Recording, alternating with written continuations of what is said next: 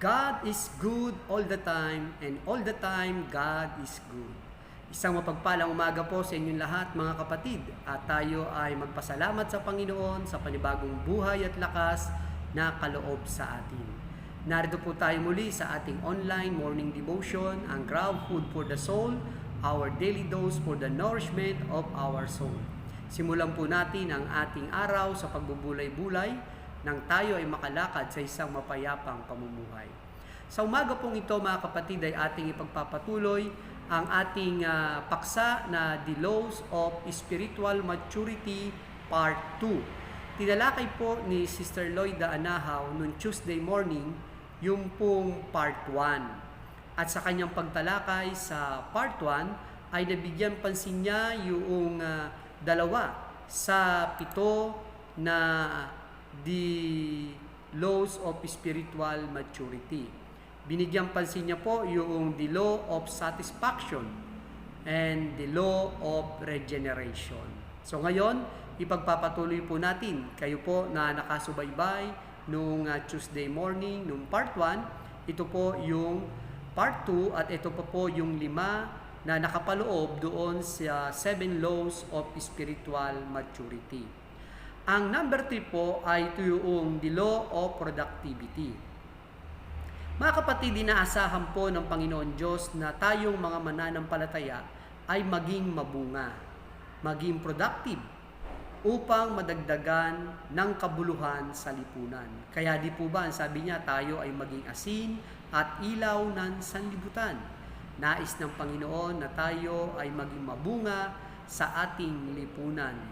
Pinagpapala ng Panginoon ang mga nagbubunga, ngunit isinusumpa ang mga hindi. Sapagkat katulad ng puno ng igos na hindi namumunga, sinumpa ito ng ating Panginoong Hesus hanggang sa ito'y tuluyang matuyo. Kung hindi namumunga, hahayaan ka ng ating Panginoon na matuyo. Posible, ano po? Sapagkat ang sabi nga sa Hebreo 6:8, subalit kung ang mga damo at halamang matitinik at tumutubo doon, walang kabuluhan ang lupang iyon at nanganganib pang sumpain ng Diyos at tupukin sa apoy. Katulad din ng asin na nabanggit na nawala na ang alat, ito ay tinatapon at niyuyurakan. Kailangan nating maging mabunga at namumunga ng sagana. Number 4 po, the law of hope. Malalim po ang kahulugan ng hope sa Bible. Ang hope ay isang theological virtues na binabanggit ng lingkod ng Panginoon na si Apostol Pablo. Ang dalawa pang iba ay ang faith and love. Sa Bible, ang hope ay hindi lamang basta expectation o desire, kundi ito ay kumpletong pag-asa sa ating Panginoon Diyos. We do not hope against hope. May pag-asa tayo sapagkat tayo umaasa sa Diyos ng pag-asa. Laging kasama ang hope o laging kasama ng hope ang trust, confidence, joy, and peace. Ang pag-asa ay kakambal ng ating mga pananampalataya. Sabi nga po sa Hebreo 11:1, ang pananampalataya ay katiyakan na mangyayari ang ating mga inaasahan at paninindigan tungkol sa mga bagay na hindi nakikita. Dahil sa pananampalataya, nakikita natin ang hindi kayang maabot ng ating paningin. Faith in God is the fuel of Christian hope for the future. So kaya salamat sa Panginoon Diyos sa pag-asa na pinagkakaloob sa atin upang tayo ay makapagpatuloy at maging mabunga na mananampalataya. Ang number 5 po, the law of compassion. Isa po sa pinakamataas na pamantayan ng pagmamahal sa ating Panginoon Diyos ay ang ating pagmamalasakit sa ating kapwa. Ang tawag po dito ay compassion. May isa pang salitang ginamit ang Bible para sa compassion. Ang salitang ito ay mercy. The words mercy and mother's womb are derived from the same root word. Sa bahay bata ay sinilang ang bagong buhay at bagong pag-asa sa pamamagitan ng mercy. Lumilikha tayo ng bagong buhay at bagong pag-asa. Kailangang buhay ang ating mga pananampalataya at nakikita sa ating mga gawa ang ating kapahayagan nito.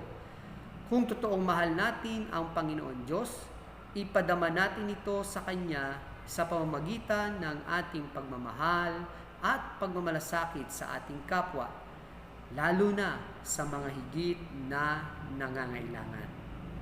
Number 6 po, the law of staying the course.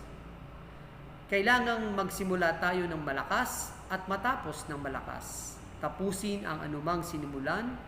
Be a follow-through leader like God. Sabi nga po sa Philippians 1:6, natitiyak kong ang mabubuting gawang pinasimulan sa inyo ng Diyos ay Kanyang lulubusin hanggang sa araw ng ating Panginoon Hesus. Mahalaga po na tayo ay magpatuloy sa anumang ating gawaing pinasimulan hanggang sa matapos ito at makapagbigay kaluwalhatian sa ating Panginoon Diyos.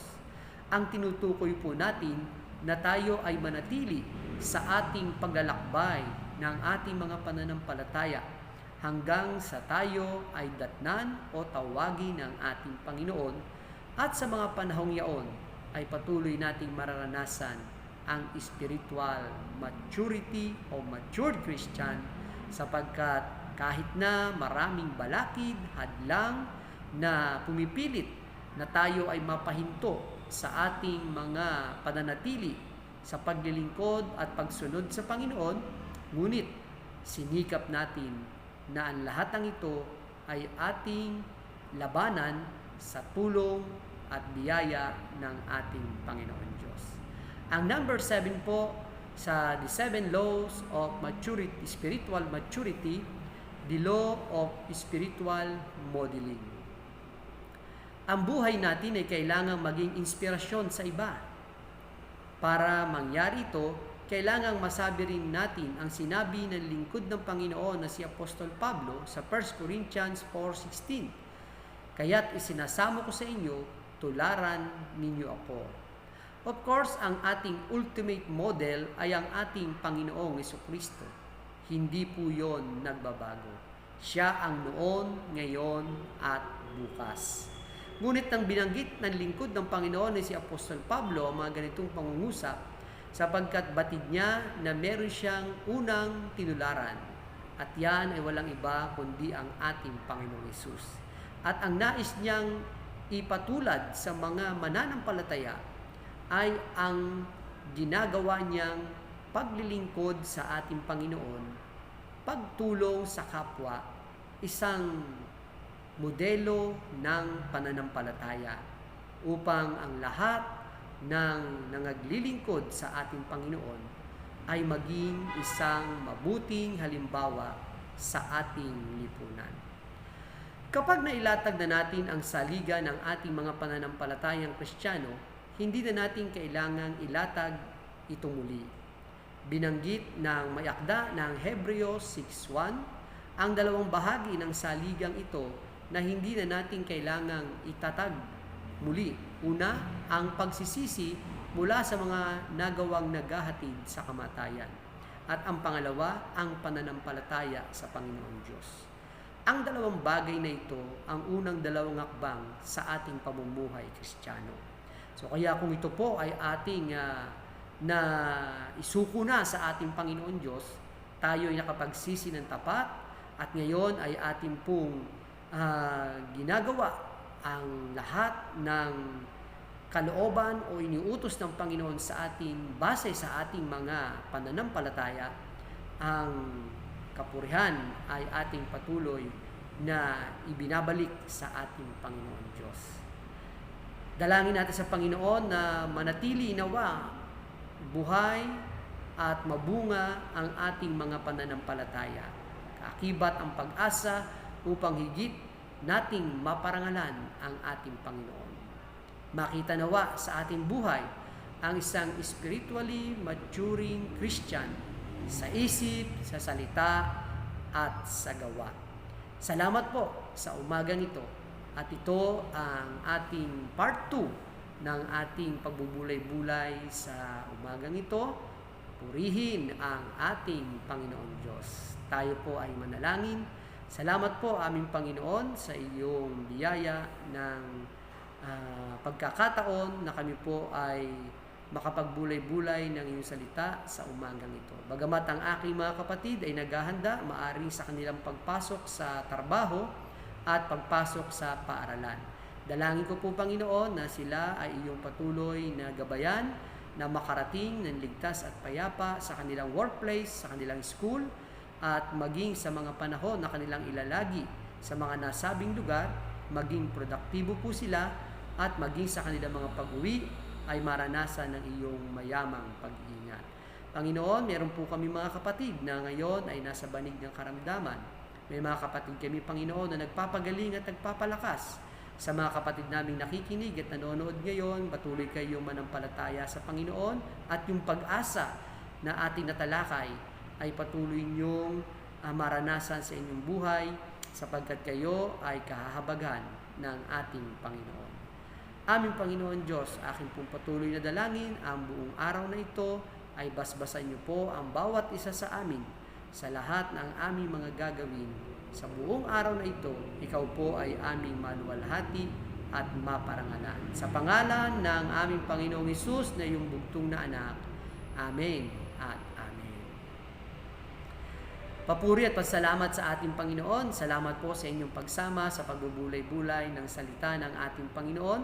A friendly reminder po sa bawat isa sa atin, be Christ-like in your workplace today, umayo at maglingkod.